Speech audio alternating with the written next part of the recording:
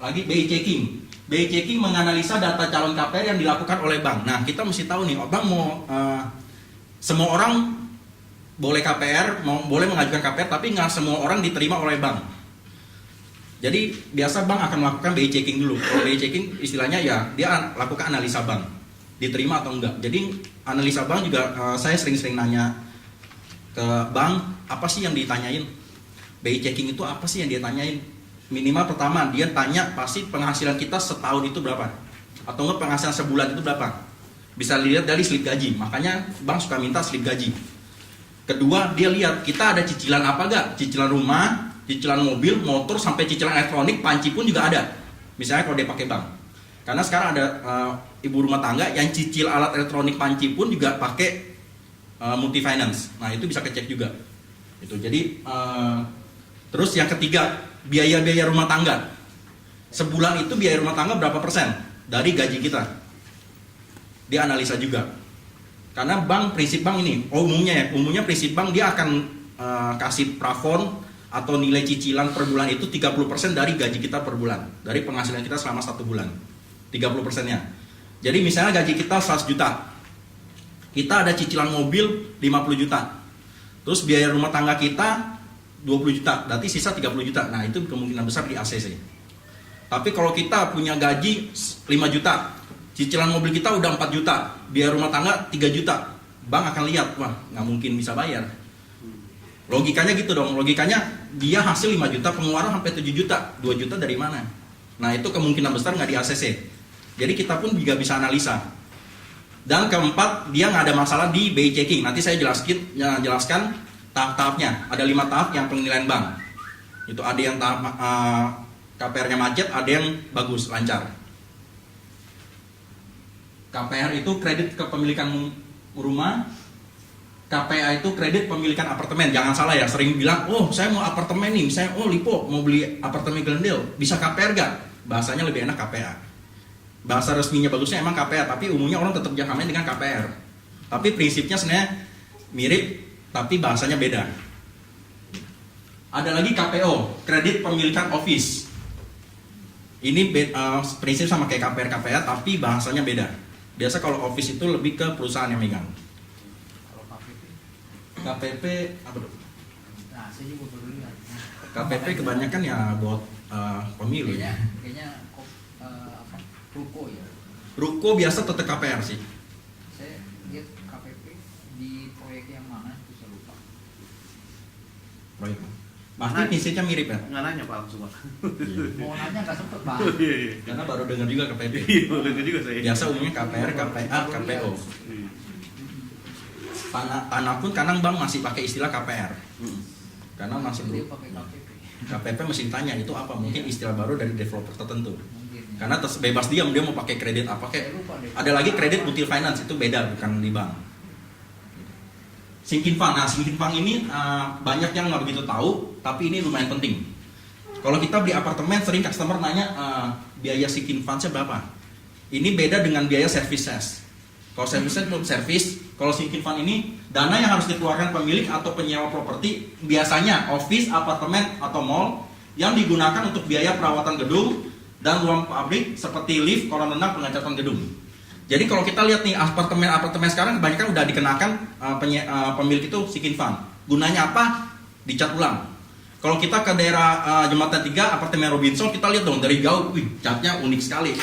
Nah itu dia kemungkinan nggak ada biaya ini. Jadi developer pun nggak ada biaya untuk ngecat.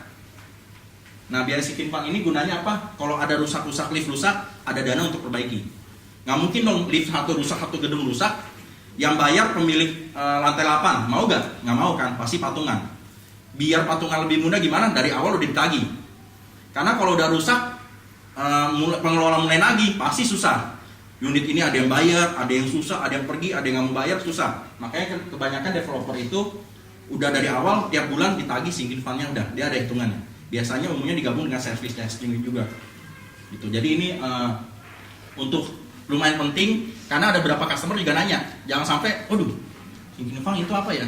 Bingung nih nggak tahu. Jangan, kita mesti tahu, minimal kita paham. Kalau maintenance itu sama dengan Sama maintenance itu mirip. sama dengan sinking fund. Iya. service charge. Service charge beda. Service charge itu biasa untuk biaya perantai itu kena service charge. Umumnya digabungin Pak. Umumnya mereka gabungin dengan service charge. Digabungin. Umumnya digabungin, tapi kita mesti tahu detailnya itu. Kalau orang nanya minimal kita ngerti. Jadi kita tahu istilah-istilah properti ini gunanya apa. Ketika orang nanya kita jangan nanya balik. Ketika orang bahas ini kita juga jangan nanya balik. Kalau saya gini, minimal nih mungkin ada bahasa istilah-istilah yang baru, orang nanya ngomong nih, kita jangan langsung Pak itu artinya apa, jangan. Kalau saya biasa, kita tampung pura-pura ngerti di rumah googling. Jadi seakan-akan kita profesional. Jangan sampai kesannya kita jadi agent properti yang baru kemarin join. Gitu. Saya biasa bilang ke member, walaupun hari ini baru join, jangan sering bilang saya baru amatir, saya masih baru. Pikiran kita ya baru-baru terus, masih amatir terus. Makanya saya sering bilang kalau kita nggak ngerti ya udah kita diem, kita pura-pura ngerti, ketemu customer pura-pura ngerti, di rumah kita searching atau enggak nanya, atau enggak ngerti ya BBM Pak Ruby ini istilahnya apa, nah dibales. Jadi kita ngerti. Jangan kita tampil, waduh nggak ngerti kita nanya balik, ataupun kita so tahu itu lebih bahaya. So tahu, oh ini akhirnya kita jelasin hal-hal yang lain, itu bahaya sekali. Kedua, pajak-pajak di properti. PPN ini pajak pertambahan nilai. PPN ini pasti kita sering ketemu kalau kita beli properti yang baru. Contoh Citra Maja, pasti ada PPN-nya. Nah, customer suka nanya, ada di prestis nih, di prestis ada tulisan include PPN, ada exclude PPN. Kita mesti tahu.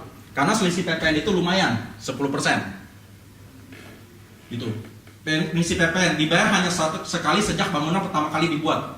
Umumnya primary project dibayar oleh pembeli pertama. Jadi yang bayar PPN itu pembeli pertama.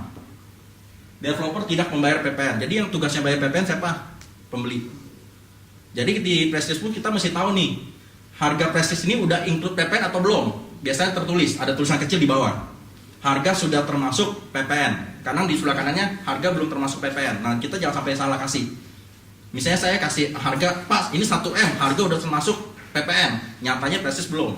Ketika dia lakukan booking fee, ternyata di SP surat pesanannya dicantumin ditambah 10%, jadi 1,1 M. Customer pasti akan kaget, kok ada PPN lagi gitu. Efeknya apa? Dia kemungkinan bisa batal. Kalau booking fee bisa balik masih untung.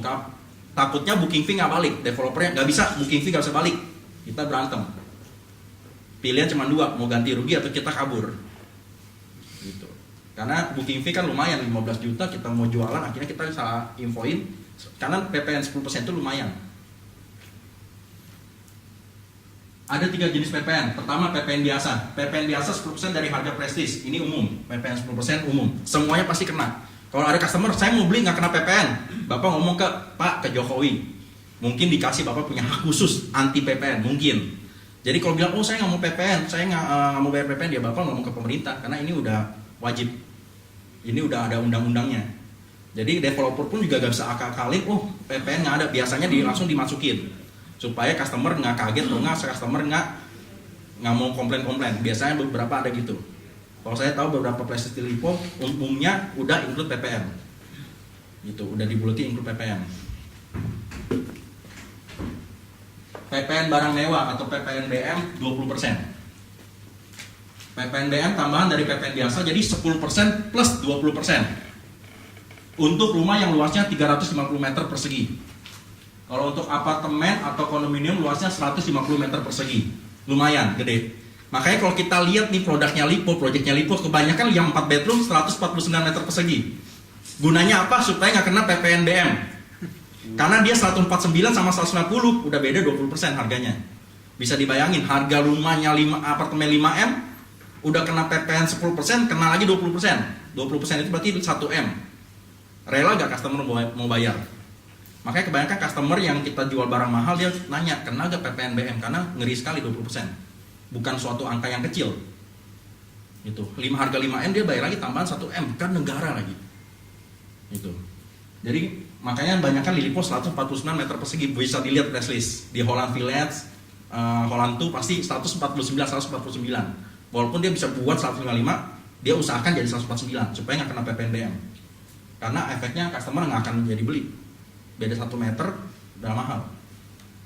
Ada lagi PPN barang super mewah 5%, plus 5% lagi.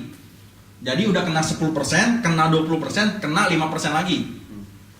Rumah dan tanah dengan harga jual atau pengalihan sebesar 10 M dan luas bangunnya lebih dari 500 meter. Kalau rumah 500 meter persegi, kalau apartemen atau kondominium yang luasnya bangunannya lebih dari 400 meter.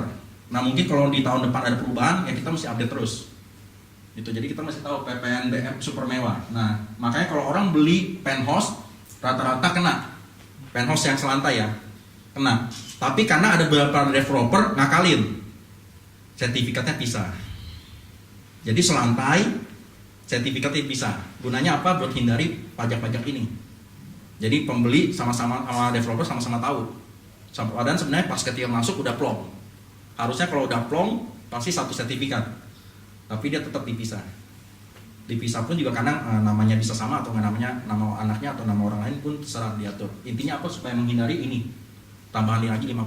Jadi sertifikat pisah tapi satu nama nggak masalah. Beberapa nggak masalah. Itu. Supaya umumnya sih beberapa dipisah. Umumnya. Tapi kalau penthouse yang benar-benar super mewah nggak bisa kabur lagi karena pemerintah tahu penthouse nggak mungkin ukurannya di bawah 100 meter. Gitu. Kondominium jarang sekali ukurannya kecil. Kalau kecil banyak kan ya studio atau 1 bedroom 2 bedroom. 4 bedroom pun juga umumnya di atas 100. Bisa bayangin 4 bedroom ukurannya 80. Berarti masuk udah kamar-kamar kayak kos-kosan. Gitu. Ini pajak penghasilan. PPh 21 pajak yang dikenakan kepada kita. Kita marketing agent pun kena pajak. Kita sebagai warga Indonesia yang baik pasti kena PPh 21. Umumnya sudah dipotong. Makanya bisa minta ke bagian finance minta bukti potongnya. Gitu. PPh 21 hitungannya gimana? Pajak yang dikenakan bersifat progresif, kumulatif 1 tahun. Penghasilan di bawah 50 juta berarti kita kena pajak 5%. Tapi ketika udah nyampe di atas 50 juta kena 500%. Di atas 250 sampai 525%, di atas 500 juta 300%. Ini pajak umum, nah, hanya berlaku di agent properti. Artis pun kena. Makanya berapa tahun yang lalu pernah ada artis komplain, saya bayar pajak 30%. Karena dia langsung dapat sekali syuting 1 M, langsung kena ya 30%. Gitu. Karena gede sekali, 1 M 30%, 30% berarti 300 juta dibayarkan ke negara. Kebanyakan orang berpikir, saya bayar pajak ke negara tapi fasilitasnya nggak ada. Karena Indonesia itu dikenal negara korup. Jadi banyak, saya nggak rela bayar pajak. Saya gimana? Nah, pasti umumnya kena. Gitu. Hitungannya gimana? Misalnya, kita selama setahun ini, setahun ya. Jadi misalnya Januari kita dapat komisi 50 juta, berarti 50 juta pertama bayar 5%. Bulan Februari dapat lagi 50 juta, berarti 50 juta kedua itu udah mulai masuk 15%. Misalnya kita bulan Juni nih lagi dapat jackpot, dapat komisi misalnya 300 juta, berarti total udah 400 juta kan.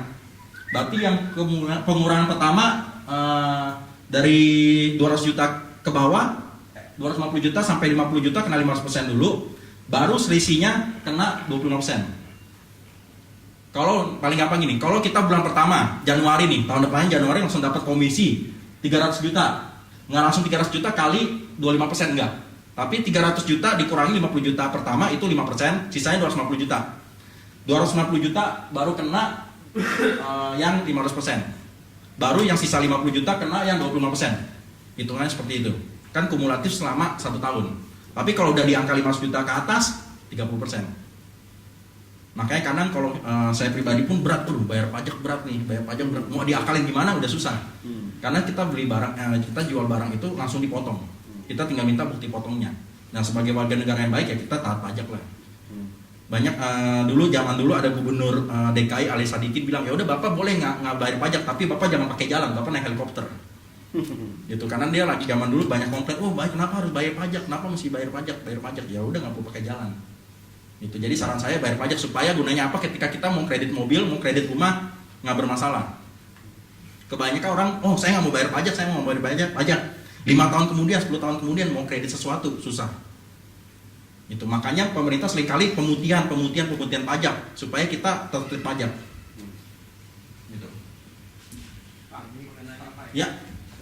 Ini kan pajaknya sifatnya progresif. Ya. Nah ini kan dari satu pemberi kerja kan.